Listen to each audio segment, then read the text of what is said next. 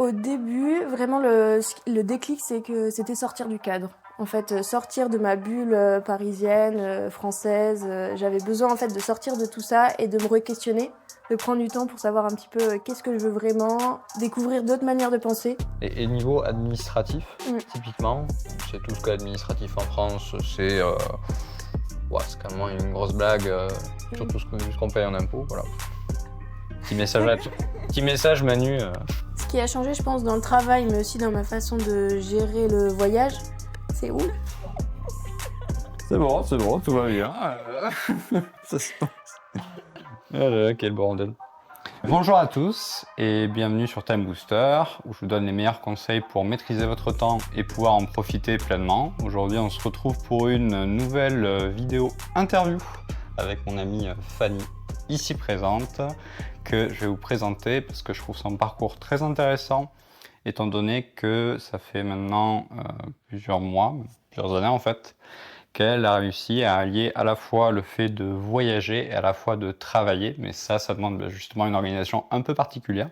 Donc l'idée, c'est justement de la questionner sur cela. Donc, je vais commencer comme d'hab avec un petit portrait te concernant, et du coup, je vais avoir besoin d'abord de ton doigt magnifique afin de déverrouiller le téléphone. Super. Donc cela fait près de 6 ans qu'on se connaît, depuis notre première rencontre dans l'association ESN, Erasmus Student Network, en 2018. Où on a direct commencé justement avec une conversation Peggy 18 pour se rencontrer. C'était un peu original, mais c'était assez drôle. En 2022, tu as décidé, après être resté pas mal de temps dans le salariat, et avoir eu quelques déboires au niveau de ta vie salariée, de quitter ta vie parisienne pour t'embarquer corps et âme dans un projet de voyage, qui est une de tes passions. Tu as parcouru un certain nombre de pays d'Asie, notamment la Thaïlande, la Malaisie, etc. Et à peine après être rentré en France, tu voulais remettre le couvert et tu es allé en Amérique latine, où on s'est vu notamment au Brésil, anniversaire de ma copine.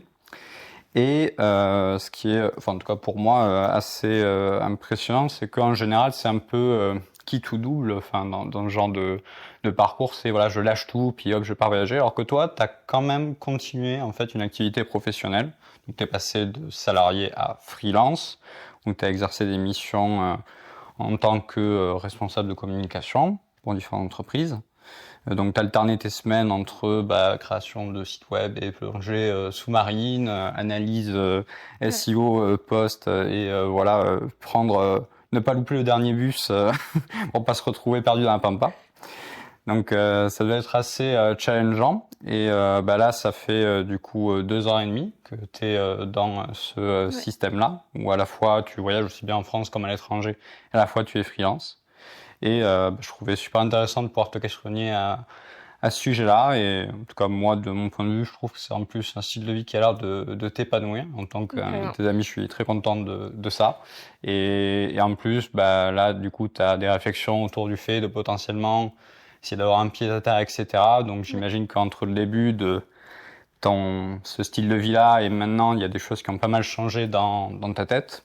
Et du coup, ça me fait plaisir de pouvoir te poser des questions sur ça. Alors, déjà, première question, est-ce que tu pourrais un peu nous résumer depuis la fin de ton lycée jusqu'à aujourd'hui, qu'est-ce que tu as fait, qui es-tu, voilà.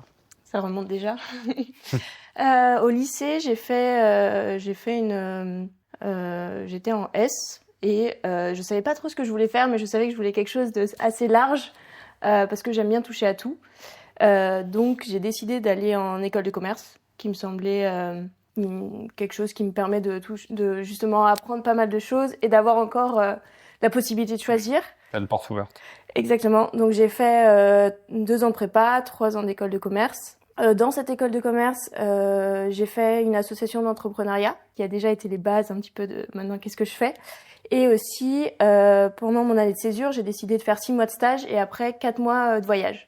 Donc c'était la première fois que je voyageais seule. Je suis pas partie seule, mais c'est la première fois que je me suis décidée de partir. Au début, j'étais seule, et après j'ai trouvé des personnes. Et c'est là aussi que ça a eu un premier déclic. Et ensuite, après cette expérience, j'ai fini mes études, j'ai fait un stage de fin d'études à Paris. Et c'est là où on s'est rencontrés, où j'ai fait 3 ans dans un cabinet de conseil en management et coordination, organisation, tout ça. Et après, après le Covid, j'étais pas forcément plus alignée avec ce que je faisais. Et c'est là où j'ai décidé de partir et un peu partir à l'aventure. Et qu'est-ce que c'est ton rapport à l'organisation? C'est quoi pour toi l'organisation, si tu devais nommer une définition?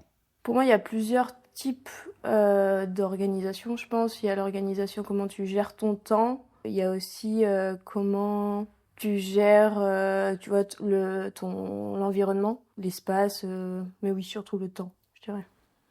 Ok, donc toi tu fais la différence entre organiser son espace, mais c'est vrai que oui, genre style Marie Kondo par exemple. C'est ce que je me dis, parce que dans le voyage, l'organisation, c'est aussi comment tu organises tes affaires, le plus léger, qui est un peu différent de comment est-ce que je vais gérer mon temps, mes objectifs. Tu vois, il y a aussi tout ce qui est objectif mental, temps et concrètement, je trouve. Bah, surtout quand c'est vrai que autant quand t'as un mode de vie où tu vas rester un peu plus fixe, comme c'est mon cas, bah, c'est avec l'espace finalement, bon voilà, tu l'agences une fois, tu fais le ménage, tu fais machin, mais bon voilà, tu t'en préoccupes pas trop. Pareil, si t'achètes un truc qui est relativement lourd ou encombrant, bon voilà, tu mets en 5 francs et voilà. Mais dès que tu voyages, que t'es un peu nomade, c'est vrai que c'est un peu tout le temps, qu'est-ce que je laisse, qu'est-ce que je peux racheter après, ou qu'est-ce que je veux conserver, mais sinon je dois jeter ça. Surtout que comme moi je voyage beaucoup et je bouge beaucoup, le but c'est d'être le plus léger possible. Et donc c'est aussi un peu un jeu de voilà, comment est-ce que je réduis à chaque fois le poids de mes affaires, qu'est-ce que j'ai vraiment besoin. Et donc voilà, c'est aussi un type d'organisation et ça après touche un petit peu ta liberté dans les mouvements dans le voyage, quoi. Donc pour moi, ça compte aussi beaucoup comme organisation. Ouais, je comprends. Et du coup, sur une échelle de 1 à 10, à quel point tu te considères organisé par rapport à cette définition? Je pense que ça dépend des gens, comment ils me perçoivent. Moi, des fois, je me trouve pas forcément très organisée et en même temps très organisée. Souvent, en fait, je suis un bon exemple de bordel organisé. Dans le sens où, par exemple, là, je vais pas forcément savoir ce que je vais faire dans un mois. Des fois, même 3 jours après, je sais pas du tout ce que je vais faire. Donc, dans le sens là, je suis pas organisée. Mais quand des fois, j'ai besoin et quand je sais ce qui est prioritaire et qu'est-ce qu'il faut organiser, j'y vais et je peux cadrer à fond, quoi. Donc, je dirais quand même 8-9, tu vois. Peut-être tu continues peut-être à te laisser un maximum de portes ouvertes. Tu t'organises de sorte à pouvoir avoir le maximum de portes ouvertes. Ouais, et puis le but du voyage aussi, c'était de lâcher prise un peu parce qu'avec mon emploi en cabinet de conseil, c'était tout le but. Déjà que je suis organisée de base, là en plus mon taf c'était d'organiser et tout ça, donc je devenais très rigide et laisser de l'espace en fait, laisser de l'espace et juste en fait des fois profiter et lâcher prise. Et donc c'est aussi pour ça que j'ai voyagé pour plus être dans le moment présent et pas toujours dans la planification, quoi. Comment du coup cette manière-là de gérer ton temps et ton organisation, comment tu dirais que ça a évolué? Par exemple, quand tu étais au lycée, tu étais déjà dans ce truc-là où, je sais pas, c'était un peu ton bordel organisé ou ça a évolué? Je pense que j'ai tout le temps aimé organiser, aimé faire en sorte que ce soit plus fluide, efficace. En fait, moi, j'aime un peu la productivité. Donc, ça a toujours été un jeu. Et justement, ça a été un peu l'inverse. Comment est-ce que je lâche prise? En fait, là, maintenant, je pense, par rapport à avant, c'est quelle est la priorité? Quels sont les points vraiment où il faut être organisé? Et les autres, c'est pas grave. S'il arrive quelque chose, c'est pas grave. Et se laisser de l'espace par rapport à ça et du temps libre par rapport à ça. Donc, je pense que c'est ça qui a évolué. Et aussi, là-bas, on parlait de l'organisation aussi matérielle. Et ça va être plus organisé, avoir moins de choses aussi, ça aide beaucoup. Là, maintenant, je suis quand même plus minimaliste et du coup, ça aide aussi à organiser mon cerveau. Je trouve que c'est un beau reflet où t'habites par rapport à ce qu'il y a dans ta tête. Ouais, parce que là, tu dirais que toutes tes affaires, elles tiennent dans quoi? De grosses valises? Ouais, là, quand je voyageais, j'avais un sac 40 litres et un sac 20 litres, donc 60 litres maximum. Ouais, c'est pas énorme, hein. Non. Et puis ça dépend des saisons, ça dépend où tu voyages. Oui. Par exemple en Amérique du Sud. C'est sûr, en hiver, c'est peut-être un peu. Enfin, encore, il y a des vêtements techniques qui peuvent être relativement fins et tout, mais enfin, tout ça se prévoit, ça se compare et tout. Puis en Amérique du Sud, par exemple, il fait aussi chaud qu'il fait froid. Alors que quand j'étais en Asie, il faisait tout le temps chaud. Donc en fait, j'aurais pu même réduire. Donc voilà, c'est un peu l'organisation. Et puis en fait, là, le fait de voyager, quand même, il me faut mon ordi. Il me faut, tu vois, j'ai une souris, j'ai un deuxième clavier. Et en fait, ça prend du poids et de l'espace. C'est tout un processus. Aujourd'hui, dans ta vie, c'est quoi ce que tu considères comme des habitudes clés ou un peu pilier? Bah, comme j'ai une vie très flexible et très Ouais, justement, changeante, c'est pour ça, ouais. j'ai pas beaucoup d'habitudes piliers qu'on pourrait dire par exemple toutes les semaines je fais ça ou tous les jours je fais ça. Par contre là ce que je vois, plus que des habitudes, c'est un peu des besoins qu'il faut que j'arrive Nourrice. à, ouais, voilà, c'est ça. Dans le Mhm. sens où, par exemple, si je suis en ville, je sais qu'à un moment, il va falloir aller que j'aille dans la nature. Tu vois, je peux pas être un mois dans une grande ville, je vais péter un moment, tout va péter un moment. Et pareil pour l'organisation, j'aime vraiment réfléchir et c'est pour ça que je travaille en voyageant. J'aime, voilà, avoir des projets, des choses comme ça, mais il me faut aussi des temps libres. Donc c'est plus que des habitudes, ça va être des temps importants, des temps seuls, des temps avec les gens. Donc c'est gérer ça. Plus D'accord. gérer des besoins qu'avoir des habitudes en tant que telles. Et après, j'ai des habitudes associées. Par exemple, j'aime bien aller à la piscine, donc je sais ou aller faire des randos, et en fonction de ce que je peux, je vais aller piocher dans les habitudes que j'ai l'habitude, que j'aime. Ok.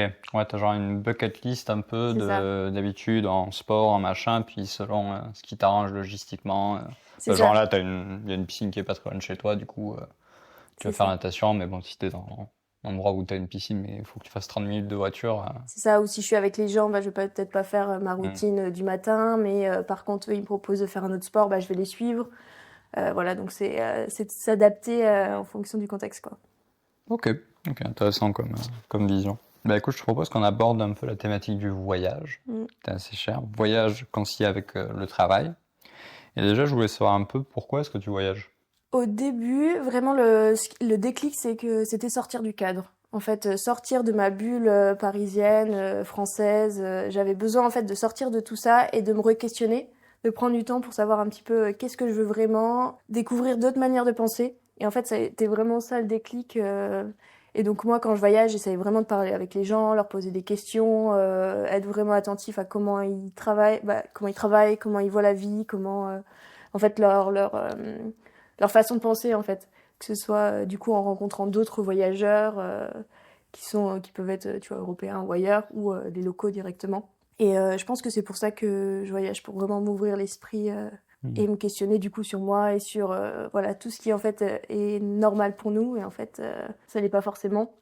Donc j'aime bien re-questionner ça quoi. Ok, donc ça en priorité l'aspect relationnel, culturel.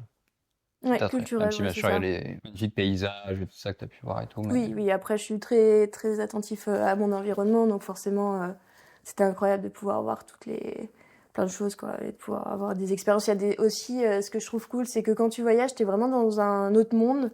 Et par Mhm. exemple, je suis partie faire une randonnée de 4 jours pour aller voir le Machu Picchu.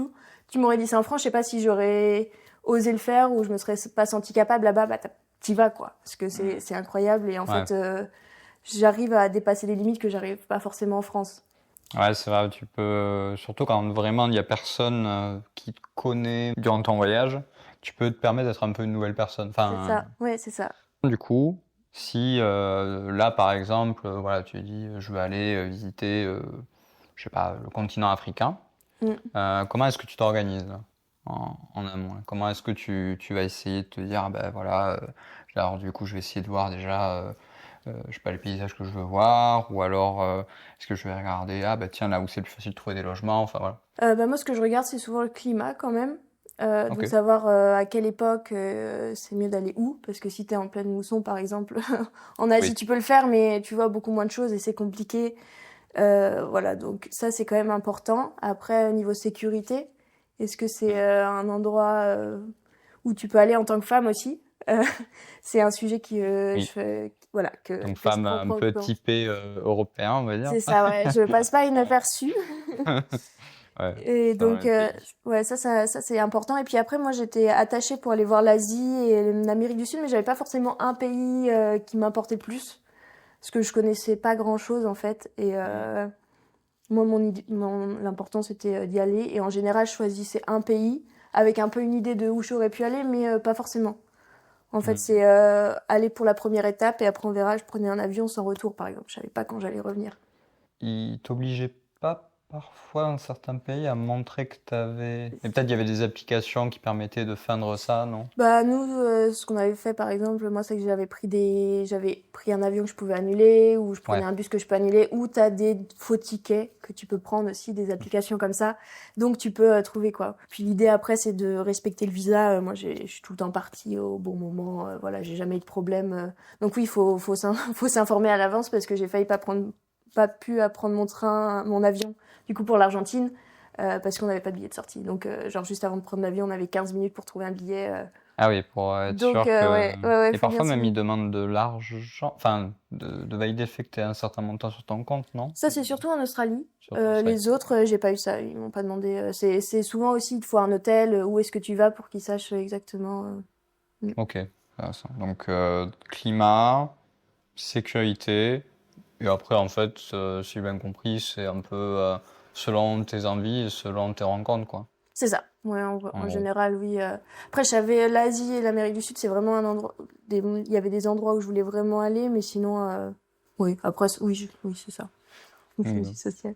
Tu as choisi de voyager tout en travaillant. Mm. Est-ce que ça t'a fait l'esprit de potentiellement faire que voyager, bah, comme l'a fait notamment une fille qui a voyagé avec toi, Emma, en Amérique latine? Pourquoi est-ce que tu as choisi de travailler en parallèle? C'est quoi qui t'a motivé à avoir ce style de vie-là, on va dire, un peu au début? Non, c'est parce que ma césure, j'avais fait 4 mois sans voyager, sans travailler. Du coup, c'était full voyage, et ça m'avait manqué. Je savais qu'au bout de 4 mois, voilà, ça me manquait d'avoir un projet, ça me manquait d'avoir quelque chose qui suit un peu dans le temps, parce qu'en fait quand tu voyages tu changes de gens, tu changes, tu rencontres, tout change en fait autour de toi, et en fait je trouve que le travail ça a été un peu un repère. C'est un peu étrange, mais tu vois, mon ordinateur, la façon les gens, tu vois, je travaillais avec des gens que je connaissais depuis longtemps, je pouvais parler en français. Donc ça donne un peu un cadre, et ça me donnait un peu la possibilité d'avoir quelque chose un peu plus long terme, alors que dans ma vie tout le temps c'est très éphémère. C'est marrant ce que tu me dis, ça me fait penser à, tu sais, les séries sitcoms, genre The Big Bang Theory, How I Met Your Mother, tout ça. Où en général, c'est des épisodes où il y a une histoire, tu vois. Enfin, Ouais. un épisode, une histoire, un épisode, une histoire. Mais quand même, en général, les scénaristes, ils essayent de mettre un peu des histoires dans l'histoire qui Ouais. sont un peu le fil conducteur. Je sais pas, telle personne va se marier au bout d'un moment avec telle personne. Du coup, j'ai l'impression que c'est un peu ça. Du coup, t'avais besoin, pas que juste ce soit une nouvelle journée et tout de nouveau, mais qu'il fallait quand même avoir une certaine stabilité, ouais. Ouais, c'est ça. Et puis moi, j'aime bien être challengée intellectuellement aussi. Et donc, en fait, dans le voyage, oui, c'est de l'orgasme, tu rencontres des gens, tu vois des choses incroyables. Mais voilà, ça me manquait un petit peu ce côté, voilà, réfléchir, avoir des problèmes. Le travail, quoi, j'aime bien le travail. Ouais, non, mais ça prouve quand même que tu as choisi un truc qui te botte Ouais. pas mal, quoi. Quand tu voyageais en Amérique latine, là, dernièrement, concrètement, comment est-ce que tu t'organisais pour avoir le temps de taffer sur les missions qu'on t'incombait, ou peut-être comment aussi est-ce que tu t'es arrangé pour que les missions conviennent à ton emploi du temps, en fait, par quel bout tu le prenais et comment tu faisais? Déjà, quand je suis partie, moi, avant, dans mon cabinet de conseil, c'était plutôt des missions où tu dois être sur place. Où, par exemple, je peux faire des séminaires, je vais avoir des rendez-vous clients. Donc, c'était plus axé entreprise et présentiel. Donc, quand j'ai voyagé, j'ai décidé de changer un petit peu et de faire de la communication. Parce que j'ai toujours fait dans les associations, j'étais toujours intéressée par la communication. J'avais déjà fait quelques sites web, des choses comme ça, donc je connaissais un petit peu, mais j'ai un peu creusé le sujet, et c'est comme ça que j'ai commencé à voyager. Le fait d'être en com, ça permet vraiment de pouvoir être à distance facilement, dans le sens où je vais avoir quelques réunions avec les clients, mais ils savent, la majorité savait que je voyageais. Et donc on se calait, je leur disais, il n'y a que l'après-midi pour vous, ou moi c'est le matin, ou l'inversement. Donc j'avais quelques réunions comme ça où on cadrait, mais après en fait je faisais quand je voulais, ce qui me permet en fait d'avoir une grande flexibilité. Et quand je voyageais, donc moi j'ai eu des périodes de voyage et après des périodes en France qui me permet un peu de tourner, niveau financement aussi. Et pendant le voyage, c'était vraiment plus priorité au voyage. Donc par exemple, si je savais qu'il y avait une grosse randonnée à faire sur plusieurs jours, ou un jour il faisait beau, et ben je travaillais pas, et après je travaillais, soit je me positionnais quand même je me gardais des jours pour travailler, soit c'était le matin, le soir, voilà, quand t'as fini ta journée, tu te reposes, je me prenais 1 ou 2 heures par jour pour faire ce que j'avais à faire. Donc tu as choisi de pivoter à la base par rapport à ce que tu faisais. Et puis du coup, adapter, voilà, quand je reviens en France, je reprends des missions un peu plus grandes, peut-être un peu plus de conseils, un peu moins de com, ou je sais que par exemple, des fois, il y a des clients qui venaient et qui me demandaient beaucoup de travail à un moment. Bah, je me posais une semaine et je faisais le travail et après, je continuais mon voyage. Et la time zone, ça a pas posé de problème parfois? Parce que la plupart de tes clients, c'est français. Oui, ouais.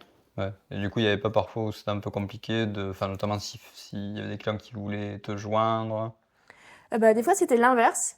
Parce que par exemple, ils m'envoyaient des choses le soir à eux. Moi, Ouais. je me réveillais, je faisais le travail. Et eux, en fait, quand ils revenaient le matin, c'était C'était déjà fait. ouais. Et donc, du moi, coup, des fois, ouais. je trouvais que c'était même plus rapide. Et plus rapide dans ce sens-là. Donc, c'était drôle.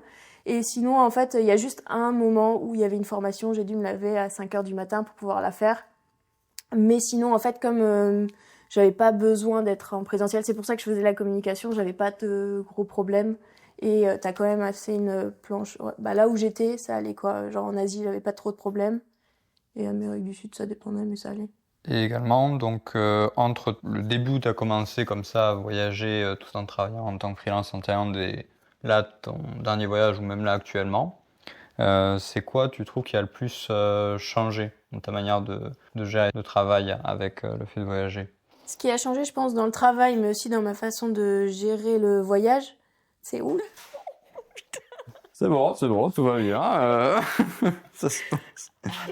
Ah là là, quel bordel. Tac. Bon, bah allez, du coup, on reprend.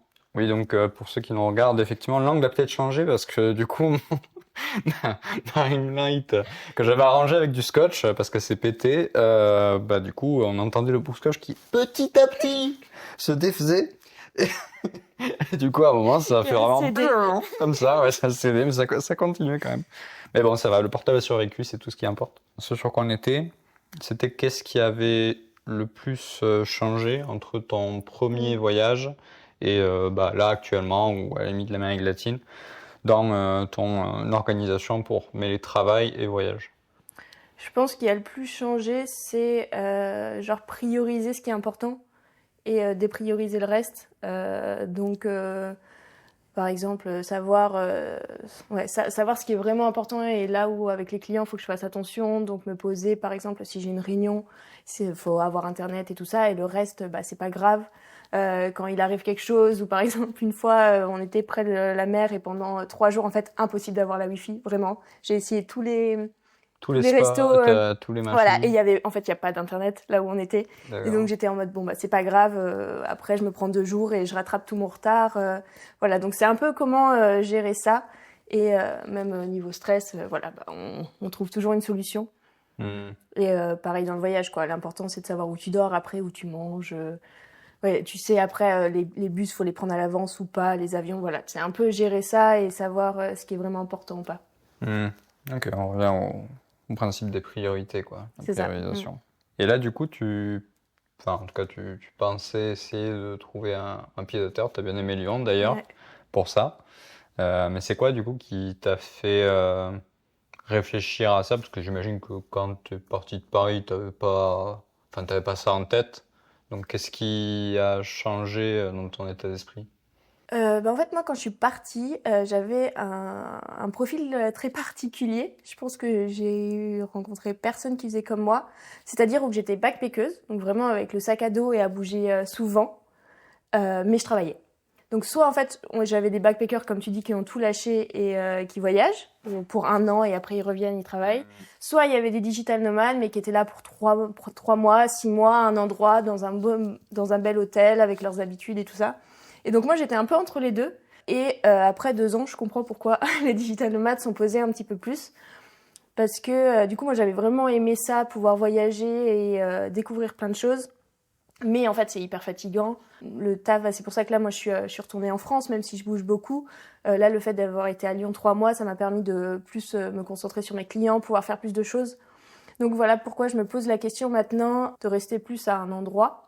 Même que ce soit aussi social, avoir des amis, des choses comme ça, quand tu bouges tout le temps, c'est quand même assez fatigant.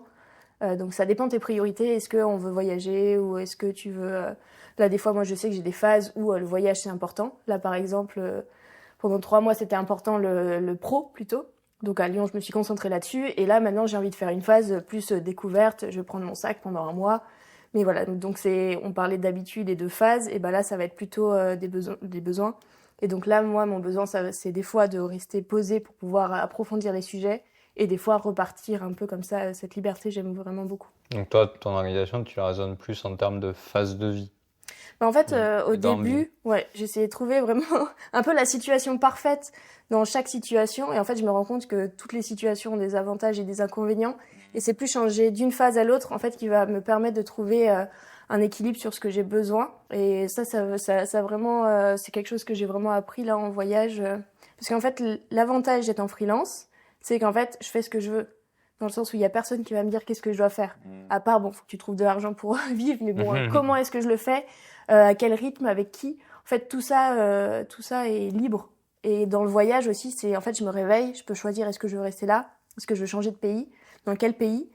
Donc en fait, t'as une multitude de possibilités et c'est ça qui est hyper intéressant. Bah justement, transition de tout trouver, puisque freelance, alors ça, en regardant un petit peu LinkedIn, ça commence à devenir quelque chose d'assez, limite assez commun, en tout cas dans l'affaire, un peu parisienne, CSP+, le fait de se mettre en freelance, bon, notamment pour pouvoir avoir plus de flexibilité, pouvoir aussi gagner un petit peu plus, etc. Enfin, gagner un petit peu plus, on pourra en débattre, mais justement, donc on nous pose souvent pas mal le freelance et le salariat, et je voudrais savoir un petit peu, toi qui as connu les deux, qu'est-ce que tu vois un peu, enfin, comme avantage et inconvénient dans les deux? Je pense que ça va dépendre vraiment des personnes et ça va dépendre aussi de ce qu'on sait faire. Parce que ce que je peux faire moi, c'est parce que mes compétences me permettent de faire ça à distance. J'ai eu quand même un réseau grâce à mon entreprise avant. Donc je me sens quand même assez privilégiée dans la situation où je suis. Donc je peux parler que de ma situation. Mais en tout cas, en freelance, ce que moi j'aime beaucoup, c'est que je peux décider un petit peu ce que je veux et je suis pas obligée de suivre. Parce que j'ai tendance à vouloir faire plaisir aux autres et dire non, c'est pas forcément évident. Et du coup, dans l'entreprise, je me retrouvais à faire des choses dont j'aimais pas ou j'avais pas la main dessus. Moi, j'aime bien aussi faire plein de projets, essayer plein d'idées différentes. Et des fois, je me sentais pas dans l'entreprise, c'était un peu bloquée. Donc l'avantage d'être freelance, pour moi, ça va être d'avoir la liberté un peu de choisir avec qui tu travailles, quand tu travailles. Et donc moi, quand il y a des gens qui viennent me voir et qui me demandent, qui ont un besoin, je peux cadrer moi-même et ça, c'est incroyable. Ça, moi, c'est une des choses que j'aime le plus. Après, ça veut pas forcément dire que du coup, je suis hyper flexible parce qu'en fait, des fois, je bosse beaucoup plus en fait que ce que je bossais avant. J'avais pas forcément de limites. C'est à moi de me mettre les limites en fonction de ce que je veux et de mon objectif. Donc, c'est pas... Voilà. Ouais, je vois. Oui, puis là, du coup, c'est pas comme un contrat en CDI où, bon, voilà, tu signes un truc une fois, puis après, bon, voilà, tu restes dans ce cadre-là et ça bouge pas. Enfin, à chaque nouvelle mission, tu peux potentiellement avoir un nouveau contrat avec potentiellement de nouveaux termes, tu peux introduire, etc. Et niveau administratif, typiquement, on sait tous que l'administratif en France, c'est carrément une grosse blague, surtout vu ce qu'on paye en impôts, voilà. Petit message Manu. Et du coup, sur ce volet-là, c'est compliqué de passer de salarié à freelance ou tu as trouvé ça simple? Je pense que ça dépend ce que tu veux faire, mais moi je suis passée en auto-entrepreneuse. Ouais. Et pour l'instant, je le suis. On va voir. La question, c'est est-ce que je change ou pas. Mais je trouve quand même que c'est assez accessible et que c'est assez flexible. Moi, ça m'a permis en fait de me lancer sans avoir trop peur parce que tu payes en fonction de ce que tu gagnes. Par exemple sur ça. Donc ça veut dire que si un mois je gagne rien, à part des frais fixes, peut-être la banque, l'assurance, voilà, mais j'ai pas des frais fixes énormes, ça va en fait. Et ça, j'aime bien cette flexibilité. Quand tu commences à faire les démarches, c'est pas très clair, c'est un peu dur Donc les premières démarches sont un petit peu compliquées, surtout quand tu t'y connais rien. Mais après, quand c'est lancé, franchement, t'as pas grand-chose à faire. Voilà, faut penser à payer l'URSSAF souvent, régulièrement, en fonction de ce que t'as choisi. Mais donc je trouve que ça va, l'administratif. Ouais. Après, si je passe en entreprise, là, il y a des frais, il y a plus de choses à faire, mais bon, c'est quand tu passes à un niveau supérieur, je pense. Et alors, il y a un peu, je sais pas si c'est un mythe ou pas, mais que voilà, quand vraiment tu passes de salarié à freelance en faisant la même chose, tu gagnes 10 fois plus. Bon, j'extrémise un petit peu. Avec bien sûr, une prise de risque différente, enfin voilà, un contexte différent. Est-ce que toi, du coup, ça a été le cas ou en fait, puisque tu as accepté un peu moins de missions, peut-être que par rapport à ce que tu faisais dans ton ancien job, t'as pas eu un bon particulier. Enfin, comment c'était pour toi ça? Je pense que ça dépend déjà comment tu te vends toi et comment tu te vois. et quelle mission tu fais. Parce que déjà, moi, je suis passée de conseil à com, donc tu vends pas la même chose. Et dans la com, par exemple, tu vas avoir de la com, genre postée sur les réseaux sociaux, ou tu vas avoir la stratégie. Donc, en fonction de ce que tu offres, je vais pas avoir les mêmes prix. Et des fois aussi, j'ai pas les mêmes prix en fonction de mes clients. Donc, c'est assez différent. Et après, est-ce que je gagne plus ou pas? Techniquement, sur le papier, oui. Mais est-ce que je gagne vraiment plus? Je sais pas. Parce que, par exemple, là, mon client me lâche.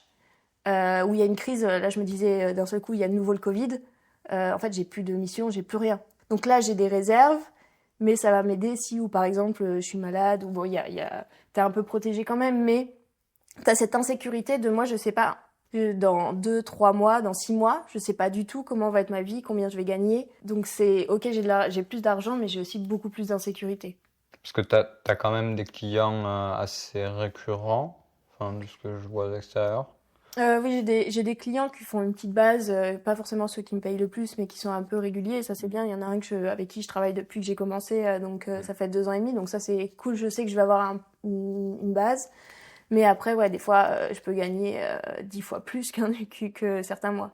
Et du coup, est-ce que tu t'organises d'une manière particulière pour justement essayer de trouver de nouveaux clients, trouver de nouvelles missions, ou c'est quelque chose qui se fait un peu, je sais pas, par bouche à oreille, comme ça, par recommandation, et voilà, tu le fais un peu comme ça au fil de l'eau, ou selon tes besoins, tes phases, voilà, si tu es en voyage par exemple, voilà, tu laisses couler, et puis là, quand tu étais à Lyon, peut-être tu as fait pas mal d'appels de prospection, comment tu t'organises pour ça? Pour te faire connaître en fait Ouais. tes services. Moi, ce que j'ai fait quand j'ai quitté mon job, c'est que je suis allée recontacter les gens avec qui j'avais déjà bossé, avec qui j'aimais bien bosser, sans forcément leur demander du travail, mais juste en disant bah voilà où j'en suis, voilà ce que je veux faire, sachant que moi, quand je suis partie en voyage, j'avais un peu de côté.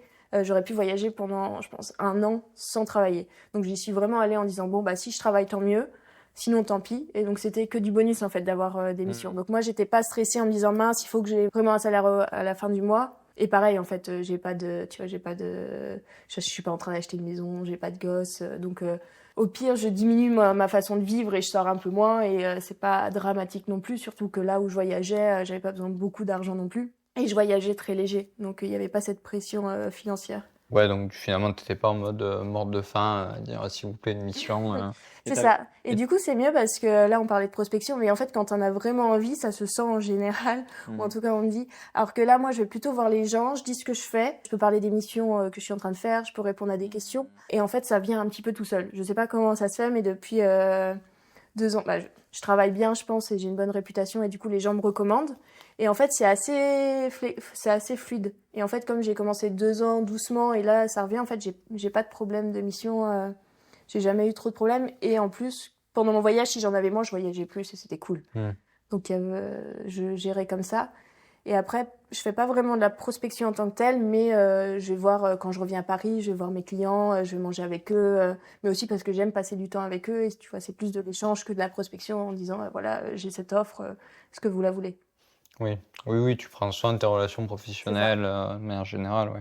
Et du coup, les plateformes de freelance style Malte, 5 euros. Alors non, du coup, ça a changé de nom, 5euros.com, c'est plus ça. Enfin bon, ça, du coup, tu l'as utilisé. Enfin, qu'est-ce que tu en penses de ça Bah, en fait, pour des comme moi, missions? j'ai un profil maths, je pense, mais j'ai pas mis beaucoup d'énergie dessus. Pareil, j'ai commencé à faire un site web, pour moi, je l'ai jamais fini. Parce qu'en fait, j'en ai pas eu besoin. Ok. Parce que pour l'instant, en fait, les gens viennent comme ça. Et Ouais. en fait, en plus, je préfère le bouche à oreille parce qu'au moins, je sais que c'est des clients avec qui je vais, Qui vont en général, adhérer ouais, voilà, à qui ont un peu ton plus mes valeurs, la organisation. manière de ouais, voilà, qui va être plus facile qu'un client sur Malte. Donc, j'ai pas fait forcément des plateformes. Mais ça, c'est grâce à que j'ai été dans le conseil, que j'ai fait plusieurs missions avec différentes personnes, des choses comme ça. Il y a un dernier volet un peu bonus que j'aimerais aborder, parce que tu as quand même, par rapport à personne que je connais, à mes amis, tu as une valeur écologique assez forte. Et justement, pour toi, c'est quoi les enjeux au niveau de comment tu t'organises au quotidien Ouais. en lien avec l'écologie? Alors, notamment concilier écologie et voyage. Parler, il n'y a pas plus tard qu'hier des transports. Le fait de voilà, de pas prendre l'avion, mais du coup, ça implique de faire peut-être 27 heures de bus pour se déplacer, etc. Enfin, et du coup, voilà, comment ça va t'affecter et guider tes choix au niveau de de ta vie? Bah moi, c'est quand même un point qui est vraiment important. En tout cas, je vais y penser quand même dans beaucoup de mes choix de ma vie. Voyager, c'est pas très écolo de base. Après, moi, j'ai essayé de faire au maximum écolo et social, un peu des deux. Par exemple, là, je me suis dit, en fait, je pars en Asie, mais je vais partir pour plusieurs mois. Donc, je vais pas faire un aller-retour pour 2 semaines, 3 semaines. En Asie, je voyageais quand même lentement. Je prenais des mois entiers pour des pays et j'ai essayé de prendre le moins d'avions possible après sur place. On parlait au Brésil où j'ai fait 27 heures de bus parce que je voulais pas prendre l'avion. Ou par exemple en Argentine, c'est hyper long. J'ai passé des heures et des heures dans les bus. Oui, clairement. Une fois, j'ai fait 20 heures, après, je fais 10 heures, après, Donc, j'ai pris ça en compte. Alors, à préciser quand même que pour ceux qui sont jamais dans ces pays-là, les bus, c'est pas comme les Flixbus de France qui parfois sont un peu comme des bus scolaires. Ça dépend des pays aussi. Ah ouais? Parce qu'il y en a où t'as pas de toilette, t'as certains, mais oui, au Brésil, ils sont super. Argentine, c'est quand même pas mal, ils donnent de la nourriture et tout. Donc, ça va, mais ça dépend, Ouais, ça dépend. Ça dépend quand même. D'accord, bon, Mais ça fait des expériences aussi. Moi, je suis partie en voyage pas pour être en vacances, en fait. J'y suis allée pour voir comment c'est là-bas. Tu vois, on était avec des locaux et tout. Je prends pas des bus de touristes. J'essaye au plus possible d'être au plus proche des gens, quoi. Mais des fois, en fait, ça veut dire que tu prends un bus, tu sais pas à quelle heure tu pars parce qu'il part quand il est rempli, quoi. C'est vraiment une expérience de voyage plus que des vacances pour profiter. Des fois, t'es pas à l'aise, mais c'est le but, quoi. Ouais, notamment ça avec l'Amérique latine, on va pouvoir atterrir rien qu'au Chili, qui est quand même très développé, etc. T'as un arrêt de bus, par exemple, avec pas d'horaire. Le bus, il passe quand il passe. Si quelqu'un doit s'arrêter entre 2 arrêts, il demande au chauffeur est-ce que tu peux m'arrêter, le bus s'arrête. C'est vrai que en fait, faut revoir le truc pareil au niveau digital. Parfois, tu as des gares de bus énormes, mais tu es obligé d'aller voir chaque kiosque, machin, et de parler, bien sûr, en espagnol. On parlait d'organisation, mais c'est là aussi où j'ai changé complètement ma notion du temps. Comment est-ce que tu vois le temps? En Europe, on est en mode, on essaye de mettre le maximum dans une journée. Là-bas, le but, c'est d'arriver là-bas. Tu sais pas comment tu vas y arriver et c'est beaucoup plus lent. L'organisation, oui, c'est pas noté, mais en fait, tu vas beaucoup plus parler aux gens. Tu vas les voir, il va répondre à tes questions. Moi, je me souviens quand je suis rentrée après plusieurs mois du coup Amérique du Sud, je suis arrivée en Allemagne et qu'il y avait toutes les informations notées et tout ça, mais par contre, il y avait personne, j'arrivais pas à prendre le ticket de bus parce que je savais pas lequel c'était. Il y avait personne pour me répondre. Donc en fait, c'est complètement opposé, une version, c'est une façon de penser complètement différente. Et organisationnellement, faut le prendre en compte, quoi. Tu sais quand tu pars, tu sais que tu vas avoir du retard, tu sais pas combien. Et donc faut prévoir avec ça. Non mais je vois un peu quand j'étais allé marcher là, dans le nord de la France, c'était un peu ça. C'était le but, c'est d'arriver au Airbnb que j'avais loué, quoi. Mais après bon voilà, j'étais là avec mon application pour regarder un petit peu par où fallait aller, mais en soi. Je pouvais demander aux vaches, mais bon, on me répondait pas. Je parle pas le me couramment encore. Eh bien écoute, on va pouvoir rentrer dans la question de la conclusion. C'est quoi tes prochains objectifs, alors aussi bien pro que perso, sur les semaines, mois, ou voire années à venir, si tu as une vision long terme particulière? C'est une question que je me pose aujourd'hui de qu'est-ce que je veux vraiment. En tout cas, je veux avoir un impact, faire quelque chose qui a du sens pour moi. Donc voilà, c'est une recherche un peu permanente, donc ça, j'ai pas encore la solution. Mais en tout cas, là, pour plus court terme, c'est vraiment trouver un équilibre. On parlait de phase, on parlait de est-ce que Lyon peut être mon pied-à-terre. Donc ça va être de vraiment prendre tout ce que j'ai un peu appris pendant ce voyage, de bouger, de rester sur place, quelle amitié j'ai besoin, pas besoin. Donc ça va être prendre tout ça et trouver un peu mon rythme qui me correspond, pouvoir et développer le pro et le perso. Et du coup, quel est le principe ou la méthode d'organisation qui t'a le plus impacté durant les dernières années ou les derniers mois, très récemment? Là, par rapport au voyage et travail au voyage, c'est réfléchir à quels sont tes objectifs. Parce que comme je disais, tu as vraiment beaucoup de liberté. Là, en fait, je peux faire un peu ce que je veux quand je veux. Ouais. Donc, c'est savoir, en fait, qu'est-ce qui est important pour moi et après faire des choix. Parce qu'en fait, il y a tellement de possibilités. Souvent, quand en fait, tu es salarié, t'as pas beaucoup de choix, quoi. Tu dis, t'es en vacances, t'as ça, ou tu sais où tu vas habiter. Moi, je peux habiter où je veux, je peux partir où je veux. Et donc, c'est vraiment pas se perdre dans les possibilités. Et donc faire des choix. Et pour faire des choix, c'est avoir des objectifs et clairs et précis et savoir un petit peu où tu vas. Et ça, c'est hyper important. Et ça économise et du temps et de l'énergie et de la charge mentale. Comment tu détermines tes objectifs de manière particulière? Tu les écris? Tu te demandes tous les mois, par exemple, comment est-ce qu'ils évoluent? Tu te dis, je vais en avoir point pour chaque catégorie de ma vie, la catégorie sport, la catégorie sociale, la catégorie... Non, pas forcément, mais j'aime bien quand j'ai des phases un petit peu comme ça, en fait, à chaque fin de phase, voir un petit peu qu'est-ce qui m'a plu, qu'est-ce qui m'a pas plu, m'écouter un petit peu aussi, et voilà, et après construire là-dessus. Et pour finir, c'est quoi les 3 outils? Il y a l'organisation, la gestion du temps qui t'aident le plus au quotidien, que tu utilises le plus. Ça dépend pour le voyage ou pour le pro, bah en fait, il y a plusieurs. Dans quel sens Ça peut être, oui, ça peut être les deux. Ça peut être aussi pour voyage. Tu me dis Booking, Ouais, ouais, je peux notamment. répondre les deux. Ouais, dans le voyage, ce qui était important, ouais, Booking pour les places, bah, pour les logements. Moi, j'avais mes Plus critères. qu'un Airbnb, par exemple? Je faisais plus Booking parce que t'as un peu de tout dessus, des fois. En fonction de ce qu'on avait besoin. Genre, par exemple, en fait, quand je voyageais, des fois, on avait envie, je voyageais souvent à deux, soit on avait envie d'être dans un hôtel tranquille pour se reposer parce qu'on n'en pouvait plus, soit on avait envie de social, bah, on va aller dans des auberges de jeunesse, soit tu veux un truc un peu foufou, tu veux regarder peut-être un peu plus Airbnb, mais en général, ouais, avec Booking, et il y avait une autre appli pour les auberges de jeunesse, j'avais tout ce que je Hostel voulais, quoi. World? Il y avait Hostel World et il y en avait un autre aussi, je sais plus, mais ouais, ce genre de choses. Et après, moi, j'avais mes critères, je savais qu'il faut pas prendre. Tu tries du moins cher au plus cher, tu prends celui qui a la meilleure note après, donc tu vois, pas le moins. En fonction de ce que tu veux, en fait, j'avais les critères et ça allait hyper vite à la fin. Après, l'argent, moi, on avait un trick count pour pouvoir suivre le budget, parce qu'en fait, comme bah, c'est pas fixe, tu sais pas, faut faire attention un petit peu, on suivait quand même pas mal ça. Sinon, en pro, moi, ce qui est hyper important, bah ouais, Google, c'est con, mais Google Agenda et Notion. Moi, je trouve que je gagne beaucoup de temps à m'organiser grâce à Notion et de pouvoir partager ça. Tu sais combien de temps que tu utilises? Ça fait au moins 1 ou 2 ans, je pense. Ouais, pour ceux qui connaissent pas, Notion, c'est un peu comme un site web perso.